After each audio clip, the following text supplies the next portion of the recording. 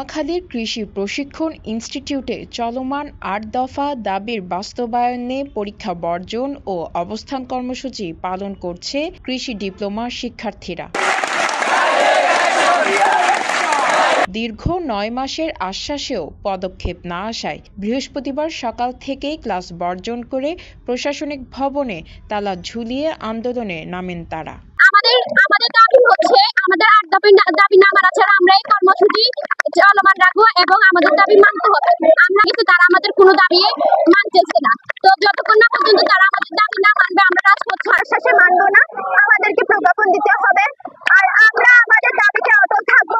যতদিন না তারা আমাদের দাবিগুলো মানছে ততদিন আমরা ফর্ম ফিল আপ করবো না। আমরা পরীক্ষা ক্লাস আমরা বর্জন করবো। শিক্ষার্থীদের পক্ষ থেকে ক্যাম্পাস ভিপি ফয়সাল মাহমুদ শুভ, নওরিন হাসান ও সাবেক ভিপি রায়হান খান জানান, দাবি পূরণ না হলে আরো কঠোর কর্মসূচি দেওয়া হবে।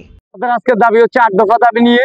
এই দাবি আমরা গত ৭-৮ মাস আগেও এই দাবি নিয়ে আমরা রাজপথে নেমেছিলাম, কিন্তু দুঃখের বিষয় শত রাজপথে নামার পরেও আমাদের কৃষি উপদেষ্টা আমাদেরকে আশ্বাস দিয়েছিল, সেই আশ্বাস বিশ্বাসী হয়ে আমরা রাজপথ ছেড়েছিলাম।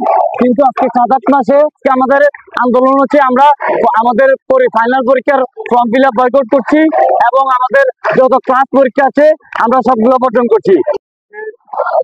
আমাদের বর্তমান যে শিক্ষার্থী আছে সকল শিক্ষার্থীকে বিগত ৭ মাস আগে আমরা ৮ দফা আন্দোলন নিয়ে আন্দোলন করেছিলাম। তার প্রেক্ষিতে কৃষি উপদেষ্টা আশ্বাসের বিনিময়ে আমরা আন্দোলন স্থগিত করে ক্যালাসে বেড়ে যাই। দীর্ঘ ৮ মাস পরও আমাদের কোনো আন্দোলন সুযোগ না আসায় আমাদের রানিং বর্তমান স্টুডেন্ট আছে তাদের নেতৃত্বে এখন আমার নতুন আন্দোলন শুরু হচ্ছে। নোয়াখালী প্রতিনিধি সাইফুল ইসলামের পাঠানো তথ্য ও ভিডিও চিত্রে ডেস্ক রিপোর্ট, নিউজ টুডে।